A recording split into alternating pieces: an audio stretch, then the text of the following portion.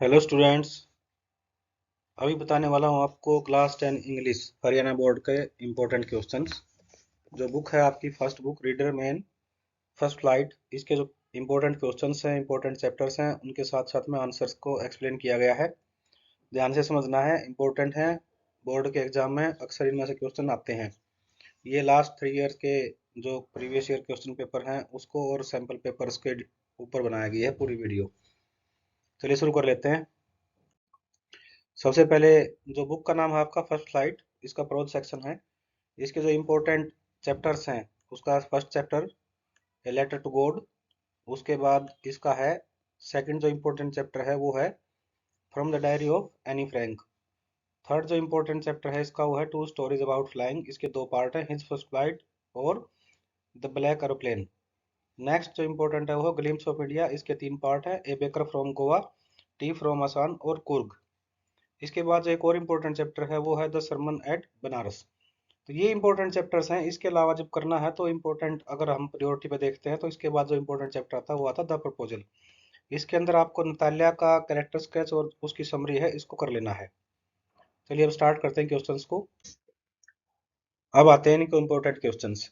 तो यहाँ पर जितने हमने चैप्टर बताए हैं, मैंने आपको 6 चैप्टर्स, इनके इम्पोर्टेंट क्वेश्चंस मैंने लिख के दिए हैं। आप इनको एक बार नोट कर लें, इसको रोक के वीडियो को, क्योंकि इनके हर एक क्वेश्चन का एक्सप्लेनेशन इसमें आगे दिया गया है, तो इसलिए मैं इसको नहीं पढ़ रहा हूँ।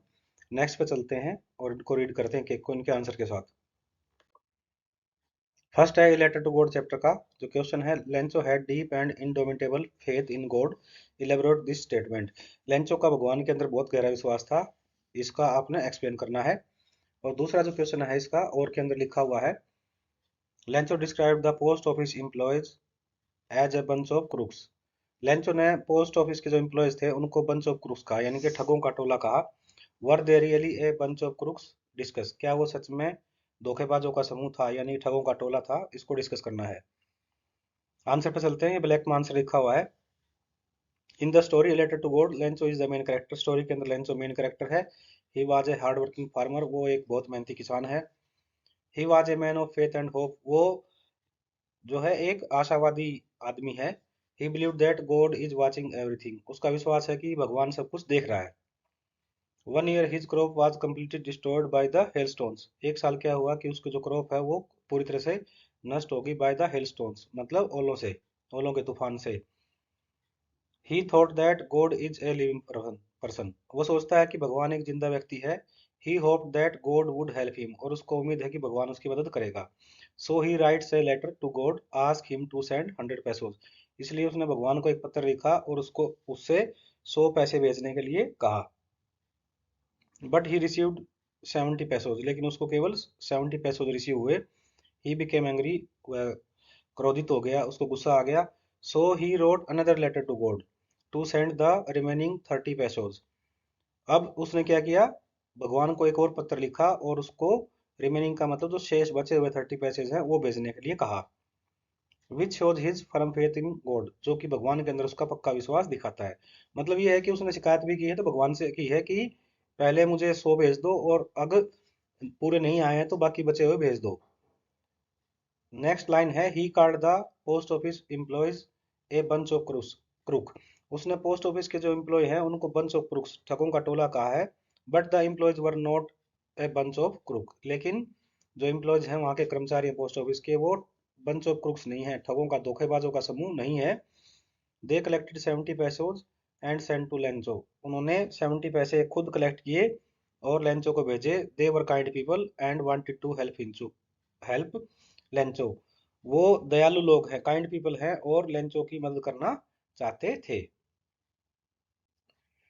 इसके बाद जो नेक्स्ट है, from the diary of Anne Frank से, write a pen portrait of Anne Frank. Anne Frank का चरित्र चित्रण कीजिए।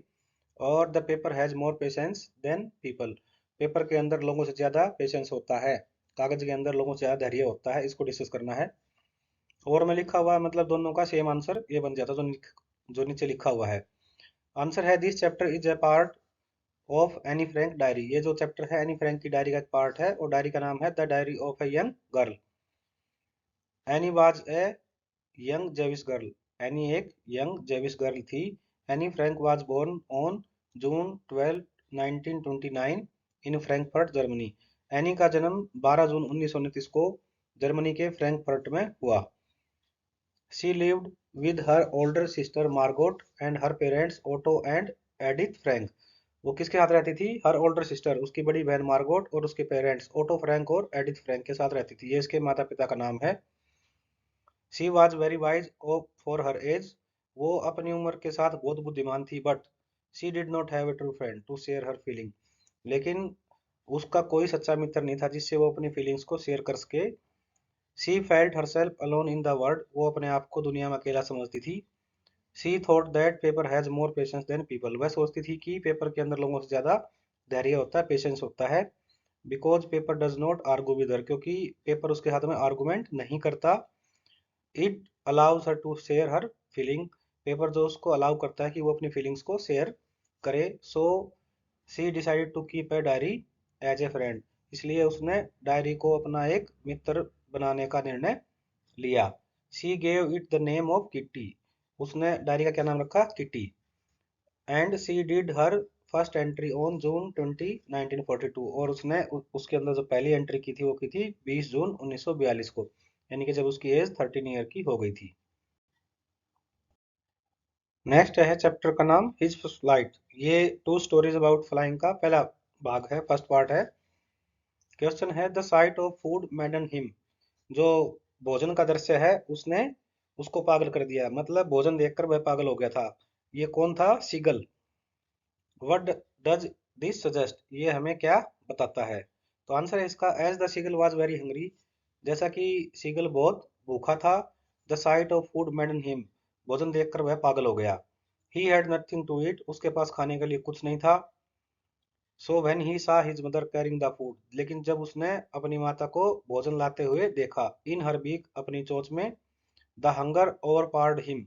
भूख उसके ऊपर हावी हो गई, यानी कि वो बहुत भूखा था। And he dived at the fish without fear. और उसने फिश के ऊपर छलांग लगा दी, मतलब वो उसके ऊपर कूद गया फिश को पकड़ने के लिए। This suggest that the sight of food made the seagull forget his fear. ये हमें सजेस्ट करता है कि जो भोजन देख करके सीगल अपना फियर भूल गया, मतलब अपना डर भूल जाता है। खाना देख करके वह अपना डर भूल जाता है। And motivate him to fly for the first time. और ये उसको फर्स्ट टाइम, यानी कि पहली बार उड़ने के लिए मोटिवेट करता है, प्रेरित करता है। जो भोजन है उसका उसको देख करके वो प्रेरित हो जाता है फर्स्ट टाइम उड़ने के लिए। His mother's tactics forced him to fly. उसकी माता की जो योजना है, टैक्टिस होती है योजना, युक्ति, उसने उसे उड़ने के लिए मजबूर कर दिया। नेक्स्ट है इसके अंदर कुर्ग। कुर्ग का जो क्वेश्चन है, what do you know about Coorg and it's people? आप कुर्ग और उसके लोगों के बारे में क्या जानते हैं? तो आंसर इसका Coorg are brave people. Coorg जो है बहादुर लोग होते हैं। They belong to a martial race. वो मार्शल जाति से संबंध रखते हैं। Man and women here are fair colour and with long noses. जो आदमी हैं और स्त्रियां हैं, महिलाएं हैं, वो गोरे रंग के होते हैं और उनकी नाक लंबी होती है। Women are beautiful. स्त्रियां सुंदर होती है। एंड हाईली एजुकेटेड, और उच्च शिक्षित होती हैं। Occupy a man place in the family. उनका परिवार के अंदर प्रमुख स्थान होता है। The people of Coorg are widely regarded as friendly people. Coorg के लोगों को कुर्ग के लोगों को मोस्टली क्या कहा जाता है? उनको फ्रेंडली, उनको दोस्ताना व्यवहार के लिए, मिलनसार लोगों के लिए जाना जाता है। They are known for their hospitality. वो अपने आतिथ्य सत्कार के लिए जाने जाते हैं, मतलब मेहमान नवाजी के लिए। The native are known locally as Kodava. अब जो लोकली जो लोग हैं उनको एक दूसरे उनको बोलते हैं लोकल भाषा में कोडवा। कुर्ग बोलते हैं Coorg in English and Coorgi in Hindi, और हिंदी में कुर्गी बोलते हैं। They are the only people in India who are permitted to possess guns without licence. वो भारत के अंदर अकेले ऐसे लोग हैं जिनको बिना लाइसेंस के गन्स रखने की, यानी कि हथियार रखने की, बंदूकें रखने की इजाजत मिली हुई है। Coorg regiment is the most decorated regiment in the Indian army. Indian army के अंदर जो कुर्ग रेजिमेंट है वो एक सुशोभित रेजिमेंट है, सेना की एक टुकड़ी है जिसको हम कुर्ग रेजिमेंट के नाम से जानते हैं, मोस्ट रेस्पेक्टेड है। नेक्स्ट है tea from Assam. What legends are associated with the origin of T.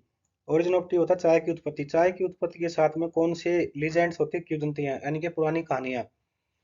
तो चाय के उत्पत्ति के साथ में, ओरिजिन ऑफ टी के साथ में कौन सी लीजेंड्स, पुरानी कहानियां जुड़ी हुई हैं। The two legends who are associated with discovery of tea are. जो चाय की खोज के साथ में, ओरिजिन के साथ में जो पुरानी दो किंवदंतियां जुड़ी हुई हैं वो इस प्रकार से हैं। फर्स्ट है ए चाइनीज एम्पर, एक चाइनीज राजा, चीन का सम्राट, who always boil water before drinking it, जो हमेशा की पानी को गर्म करके पीता था। One day when he was boiling water, एक बार जब वो पानी उबाल रहा था, some twig leaves fell into it, कुछ पेड़ की पत्तियां उसके अंदर गिर गई। एंड इट बिकेम डिलीशियस, और ये और ज्यादा स्वादिष्ट हो गया, टेस्टी हो गया। Those leaves were later came to be known as tea leaves, और इन पत्तियों को बाद में चाय की पत्ती के नाम से जाना गया। सेकंड है इसके अंदर एन इंडियन लीजेंड, एक भारतीय किंवदंती है। ए बुद्धिस्ट, एक बुद्धिस्ट था जिसका नेम था Bodhidharma, who felt sleep at the time of meditation, जो कि मेडिटेशन के समय पर सो जाता था। मेडिटेशन होता है ध्यान लगाना। सो ही कट ऑफ हिज आईलिड, इसलिए उसने क्या किया, अपनी आईलिड को, जो पलके हैं उनको काट दिया। एंड थ्रू देम अवे, उनको दूर फेंक दिया। 10 T plants grew from his eyelid, उसकी आईलिड से 10 चाय के पौधे उगे। In this way tea was discovered, और इस तरीके से चाय की खोज हुई। नेक्स्ट है बेकर फ्रॉम गोवा, ये ग्लिम्स ऑफ इंडिया का ही पार्ट है। तो क्वेश्चन है what was the importance of baker in the village, village के अंदर बेकर की क्या भूमिका थी, क्या उसका महत्व था। What kind of dress did he wear, वो किस प्रकार की ड्रेस पहनता था। आंसर है baker were important and they had a unique place among the people. Bakers बहुत महत्वपूर्ण थे और उनका लोगों के बीच में एक यूनिक प्लेस था, मतलब महत्वपूर्ण स्थान था। दे वर नोन एज पेदर इन गोवा, गोवा में उनको पेदर के नाम से जाना जाता था। He sold a sweet bread known as बोल, वो मीठी ब्रेड, मीठी जो है डबल रोटी बेचते थे जिसका नाम था बोल, BOL बोल। The villagers were much fond of it, लोगों को ये चीज बहुत पसंद थी। Marriage gifts and marriage gifts were meaningless without these sweet breads and cakes, जो शादियों के गिफ्ट थे वो भी, उनका भी कोई अर्थ नहीं था अगर उनके अंदर स्वीट ब्रेड और केक्स ना हो तो। Thus the baker was a man whose arrival was always awaited eagerly by the adults and children. So इस प्रकार से बेकर वो आदमी था जिसका जो एडल्ट्स या युवा और बच्चे बड़ी उत्सुकता के साथ में इंतजार करते थे। Baker were very friendly with the children, baker जो है बच्चों के साथ बहुत दोस्ती का व्यवहार करते थे, यानी कि मित्रतापूर्ण रहते थे।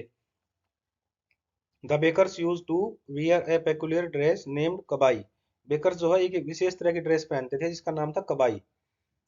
विच was a single piece long frock reaching out to the knees, जो कि एक सिंगल पीस लॉन्ग फ्रॉक थी, यानी कि एक लंबी सिंगल पीस वाली फ्रॉक टाइप थी जो कि उसके घुटनों तक आती थी। नेक्स्ट है chapter the sermon at Benares. देखिए सरमन एट बनारस के अंदर दो क्वेश्चन है। पहला है the sermon at Benares is about a universal truth of life discuss. जो सरमन एट बनारस है, यानी कि बनारस का जो उपदेश है वो जीवन के सार्वभौमिक सत्य के बारे में है, इसको डिस्कशन करना है। आंसर है in the first sermon Buddha makes the human being realise that death is common to all. अपने पहले उपदेश के अंदर ही बुद्धा ने लोगों को ये एहसास करा दिया कि डेथ सबके लिए समान है, कॉमन टू ऑल मतलब सभी के लिए सामान्य है। It is true that human life is full of springs, ये सत्य है कि ह्यूमन लाइफ है वो दुखों से भरी हुई है। डेथ इज इनएविटेबल, मृत्यु अपरिहार्य है यानी कि अटल है। It can not be avoided, इससे बचा नहीं जा सकता। सो इन सच सिचुएशंस, तो इन परिस्थितियों में there is no use of crying and mourning, तो इन परिस्थितियों में ज्यादा रोने का और शोक मनाने का कोई मतलब नहीं है। This is universal truth and we should accept it, ये सार्वभौमिक सत्य है और हमें इसे स्वीकार करना चाहिए। It will help us to handle the situation, ये हमें परिस्थितियों को, स्थिति को संभालने में मदद करेगा। नेक्स्ट क्वेश्चन इसके अंदर how did the Buddha made Kisha Gautami realize that death is inevitable and change her understanding. Buddha ने किस प्रकार किशा गौतमी को यह रियलाइज कराया, एहसास कराया कि जो डेथ है वो इनएविटेबल अटल है, अपरिहार्य है और उसकी सोच को कैसे बदला। आंसर है व्हेन किसा Gautami only son had died, जब किसा गौतमी का अकेला बेटा मर जाता है। शी वेंट टू बुद्धा, वह बुद्धा के पास जाती है। She wanted that her son should be alive again, वो चाहती है कि उसका बेटा दोबारा से जिंदा हो जाए। Buddha asked her to bring a handful of mustard seeds, Buddha ने उससे एक मुट्ठी भर मस्टर्ड सीड सरसों के दाने लाने को कहा। कहाँ से?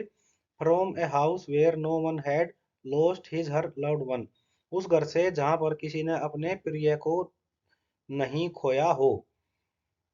Kisha Gautami fail to find such house, Kisha Gautami ऐसा कोई घर ढूंढने में फेल हो जाती है, असफल हो जाती है। She tired and set down by the road side, वह थक जाती है और रोड के साइड में बैठ जाती है। She observe the flickering light of city, वह शहर की जो फ्लिकरिंग लाइट्स हैं उनको देखती है। And finally the darkness of the night everywhere, और लास्ट में अंत में सभी जगह पर रात का अंधेरा छा जाता है। This incident made her realize that death in is inevitable, ये जो इंसिडेंट है, ये जो घटना है उसको एहसास कराती है कि मृत्यु अटल है, अपरिहार्य है। Now see understood that this is the only universal truth of life, और अब उसको इस चीज की समझ आ जाती है कि यही जीवन का सार्वभौमिक सत्य है, अंतिम सत्य यही है। आई थिंक आपको इंपॉर्टेंट क्वेश्चन समझ में आ गए होंगे, साथ में इनकी कंप्रीहेंशन भी करनी है आपको। Thank you very much.